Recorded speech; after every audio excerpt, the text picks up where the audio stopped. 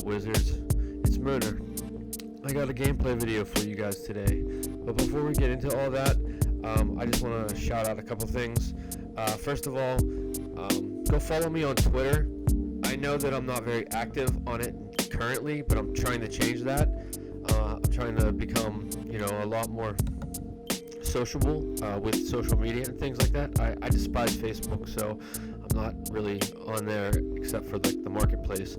But on Twitter @WaningMooner, just shoot me a follow.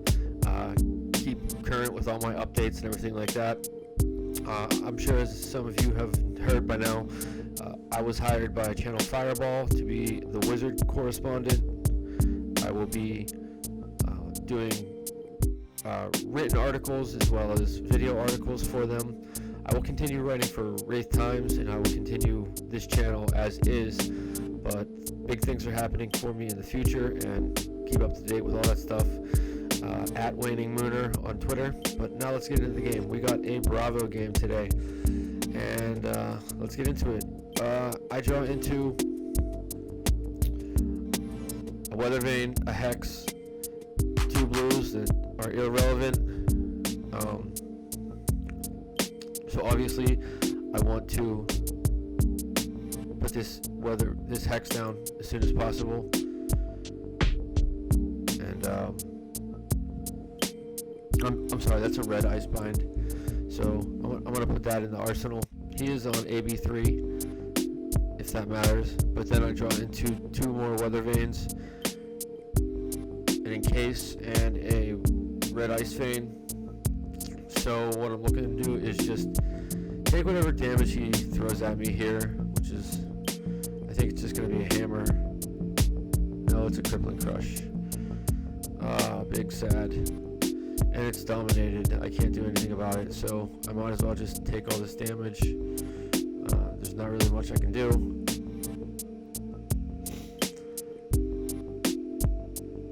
But I can hit him back with a Ice Vein, fused, and then put this Weathervane into the arsenal. And just try to claw my way back from here. Unfortunately, I can't get this Ice Vein out of my hand, so I'm just gonna put the Weathervane in the arsenal, and hopefully draw into a hand like this, where I can play the Weathervane, play the Ice Vein, and put a blue Arctic into arsenal. And we just have a hammer coming back at us for 6, which I'm going to have to take, unfortunately. I guess I could block with the Ice Eternal, but I'd rather save my Tunic counter for when I really need it, and just send back 7 and 4 Frostbites. While he doesn't have an arsenal, this is going to be pretty taxing, and then I can lay 2 more Frostbites on him when his Seismic Surge pops. That's the nice thing about Bravo, is that you get priority when his Surge pops. So he will start his turn with 6 Frostbites, and we have somewhat of a chance of clawing our way back.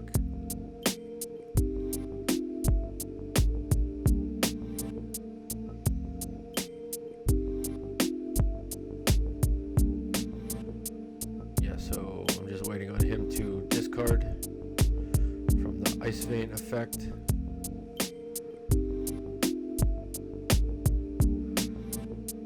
And even with 2 blues, there's no way he can possibly break these Frostbites.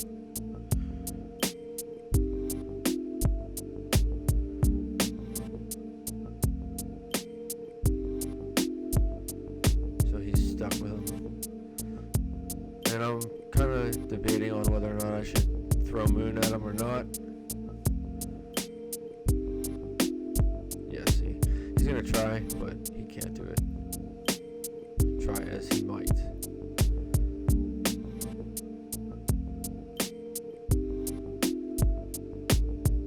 And I don't really have the resources to Waning Moon here, so I'm just going to hit him. Well, I do, I'm going to hit him with next turn I am going to hit him with an encase fused and then pitch the encase to Waning Moon and put this freezing point in the arsenal and hopefully draw into another Weathervane. Although I've seen 3 so far, so it's a risky play, but it's one I'm willing to take. I still have pretty decent life buffer to work with.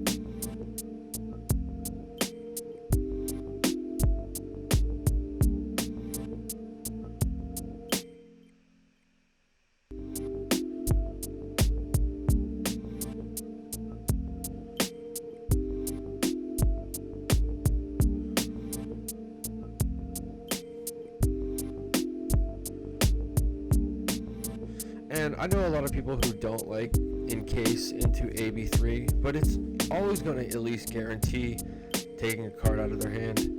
Like, he doesn't want to not be able to use his plating or his Bravo ability, although he decides to let his stuff get frozen, which is pretty nice, and still got a card out of his hand.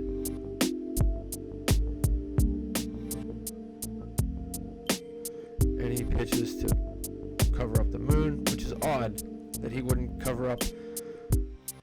Oh, I guess he only has his helmet isn't turned on. Duh, I'm an idiot. He's wearing a Arcanite skull cap. Big dumb, big dumb. I draw into another freezing point, cold snap, polar blast, or polar cap. I'm sorry, and red or blue, yellow. Oh my God, yellow Iyslander. Sorry. This is one of those times where I shouldn't be recording. I just woke up. My brain still isn't all the way turned on. But here's just a hammer for 4. And I'll take that. Because my resources just don't quite line up. Although I can hit him with this freezing point for 6. Throw back 2 more with moon. And put another freezing point in arsenal and just try again.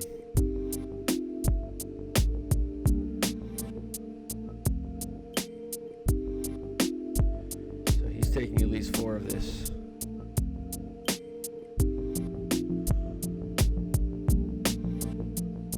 And slowly but surely I am chipping his life away and stripping cards out of his hand so that he can't really volley back that much of an offense. And here we go. I draw into that Weathervane that I've been waiting for. So here comes the hammer for 6, which I'm fine with just blocking a little bit of it because I've got Tunic up. I need to preserve my life a little bit at this point. And here I can shoot back 10 and put a cold snap in the arsenal.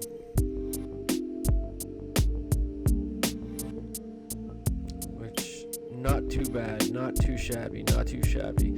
And since he did activate his plating, I do get priority.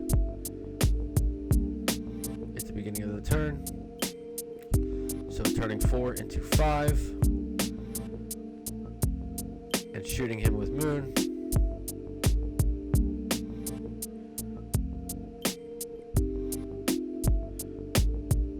I have been able to successfully turn this game right back into my favor.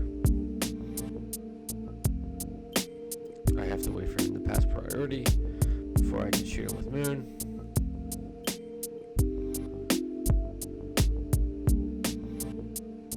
But I draw into a nice hand. I've got something to block with if he can break all the frostbites. And then I've got an Iyslander.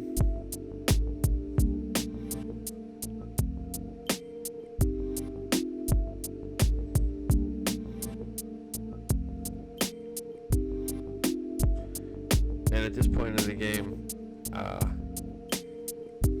it will be very difficult for me to lose this game. I'll have to significantly fuck up.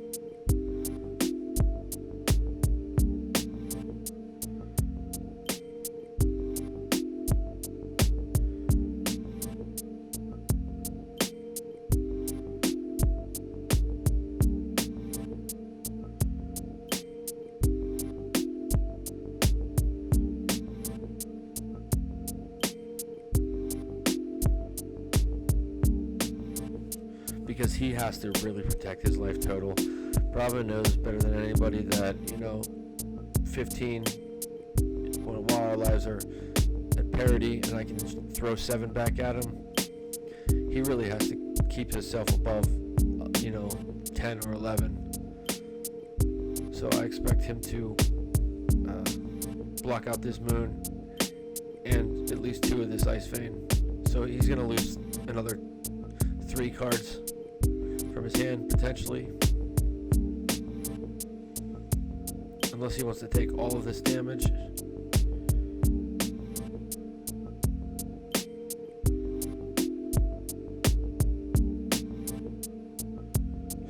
That's one of the reasons I like to front pump Moon, is because it just really forces cards out of their hand when they're at such a low life total.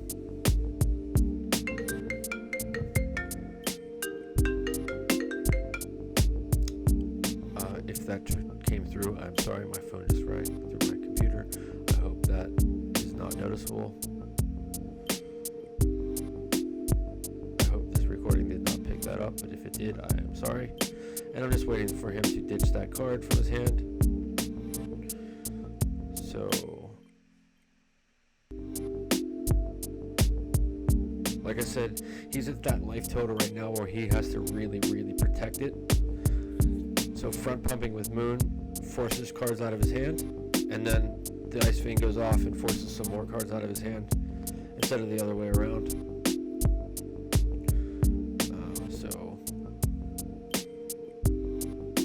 Frosting at him and hit him with Moon.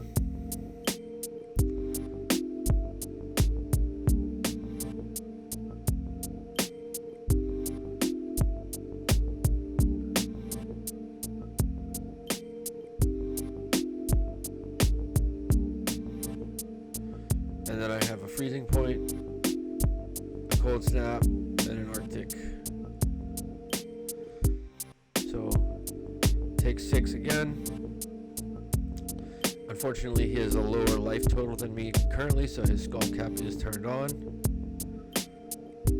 That could either be a good or a bad thing, because he needs to really, like I said, protect his life total, so he is going to block 4 of this.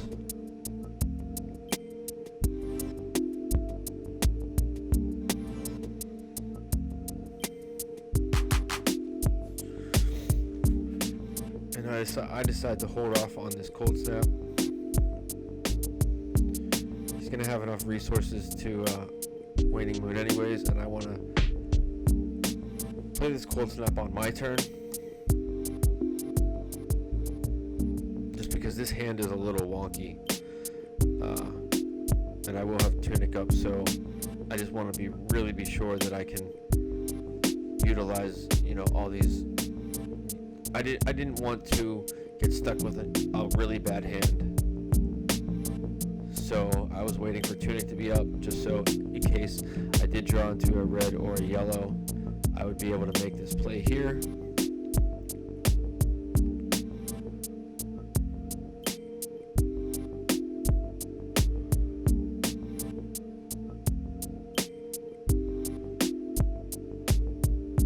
And now I am at the lower life total.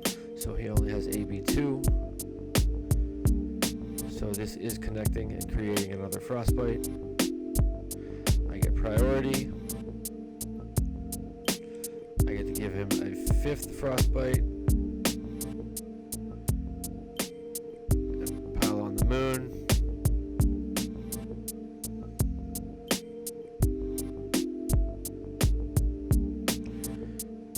And if I remember correctly, I ended up doing something really weird and stupid here. I think this is the turn that I break my boots and play this.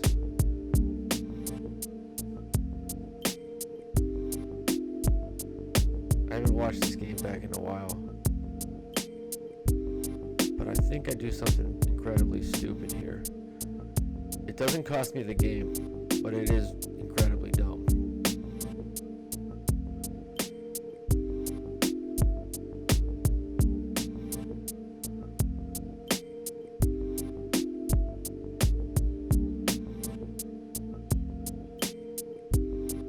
I don't know why I made this play. Like, watching it back, I have no idea what I was thinking.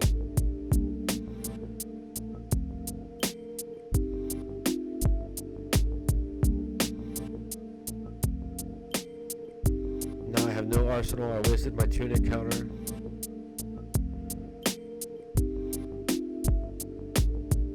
Insane. Who would do such a thing? Why would I do such a thing? This makes no sense.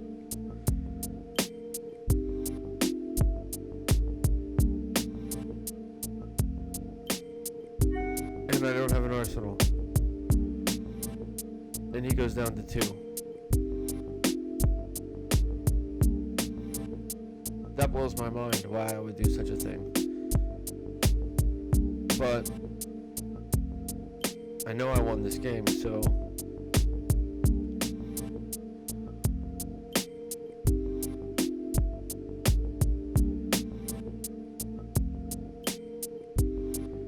and with him being at 2,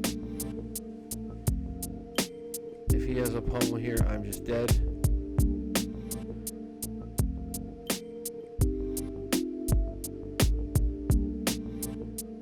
But he doesn't. I get really lucky. And now we're both at 2, so his skull cap is turned off.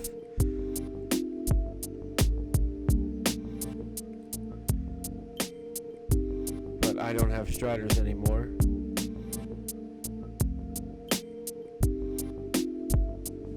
And although I can lay some frostbites down on him, that was just an incredibly, I don't even know what to call that last play. But don't do that. Don't do something like that. Learn from that. Do not do that.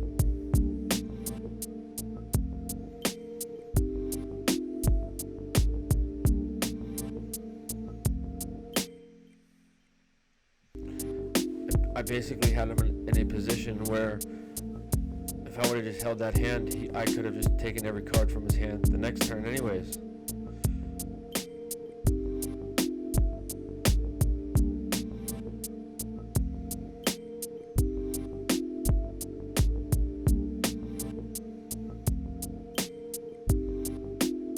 He does have a seismic surge, so I still do get priority.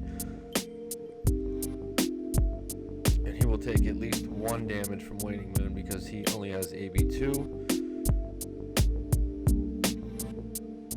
He has to block this.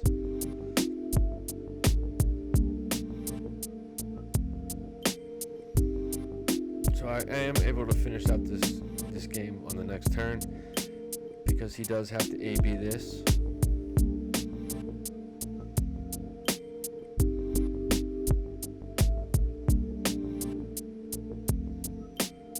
Frostbites will kill him next turn.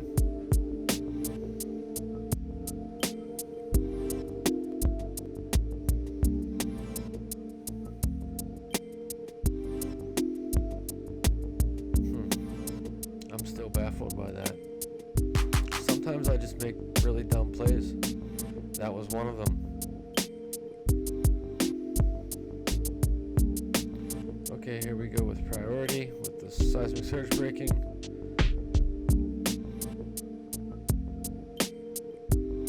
Take him to 1, he only has AB2,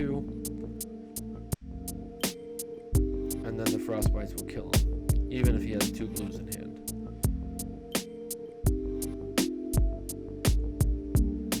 But I very easily could have gotten pummeled that turn before and died and lost this game that way. I got incredibly lucky there.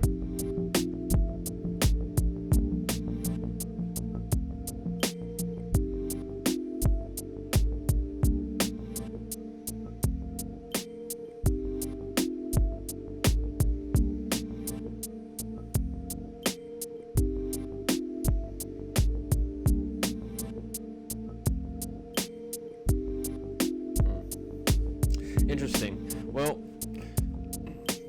sometimes it's good to watch these games back, even from my perspective, because I see incredibly dumb plays that I make. Even after playing this deck, I don't know, over 1,000 times. Significantly more than 1,000 times. Sometimes I still just make incredibly stupid plays.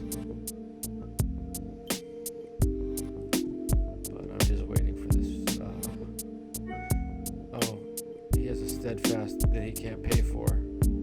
That's cute.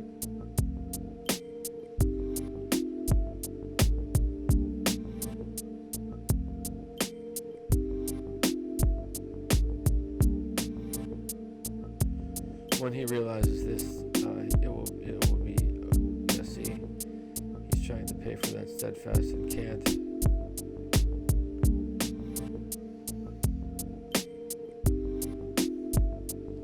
So I know at least one of those cards in his hand is red. And we're just waiting. Yeah. He goes to 1 and dies from the frostbites. Okay.